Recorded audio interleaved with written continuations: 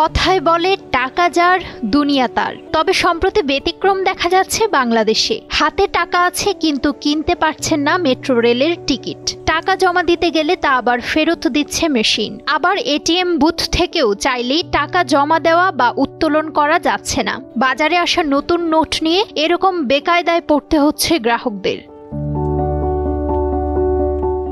আওয়ামী সরকার পতনের পর শেখ মুজিবুর রহমানের প্রতিকৃতি সংবলিত নোট ছাপানো বন্ধ করে দেয় বাংলাদেশ ব্যাংক। ৩ মাস আগে বাজারে আসে নতুন ডিজাইনের নোট। এসব টাকায় বাদ দেওয়া হয় ব্যক্তির ছবি, তার বদলে জায়গা করে নেয় দেশের ঐতিহ্যবাহী স্থাপনা, প্রাকৃতিক দৃশ্য ও সাংস্কৃতিক প্রতীক। প্রাথমিকভাবে ২০, ৫০ ও ১,০০০ টাকার নোট বিতরণ করে কেন্দ্রীয় ব্যাংক।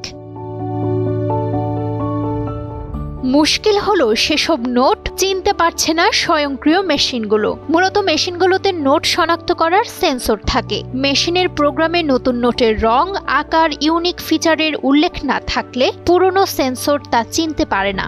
এই সমস্যা সমাধানে মেশিনগুলোর সফটওয়্যার আপডেট করতে হয়। ব্যাংক কর্মকর্তাদের মতে সফটওয়্যার আপডেটের কাজ চলছে। একটি বেসরকারি ব্যাংকের রিটেইল ব্যাংকিং প্রধান জানান, নোটের নকশা সম্পূর্ণ নতুন হওয়ায় সফটওয়্যার আপডেট করতে সময় লাগছে, যা ৩ মাস পর্যন্ত সময় নিতে পারে। তবে বাংলাদেশ ব্যাংক হঠাৎ করে নোট বাজারে ছাড়ায় ব্যাংকগুলো প্রস্তুতির পর্যাপ্ত সময় পায়নি। এই কারণে সমস্যা সৃষ্টি হচ্ছে বলেও জানান তিনি। এদিকে ডাচ বাংলা ব্যাংকের 10টি বুথে পরীক্ষামূলক কার্যক্রম চলছে। আগামী 10 থেকে 15 দিনের মধ্যে সব বুথে নতুন নোট শনাক্ত করা সম্ভব হবে বলে আশা ব্যক্ত করেছেন deputy managing director Shah Alam Patwari. আবার ডাচ বাংলা ব্যাংক এটিএম এর পরিবর্তে সিআরএম বসাচ্ছে বলে এই কাজে বেশি সময় লাগছে বলে মনে করেন বাংলাদেশ ব্যাংকের নির্বাহী পরিচালক ও মুখপাত্র আরিফ হোসেন খান।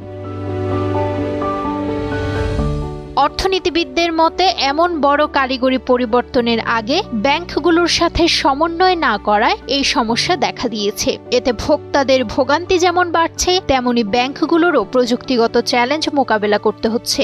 জানা যায়, গত কোরবানি ঈদের আগে ৬০০ কোটি এবং পরে আরও ১,০০০ কোটি টাকার নতুন নোট বাজারে ছাড়া হয়েছে, যা বুথগুলো প্রস্তুত না থাকায় কার্যকরভাবে ব্যবহার করা যাচ্ছে না। এতে বিপাকে জনসাধারণ। নুসরাত শোভা, সময়ের আলো।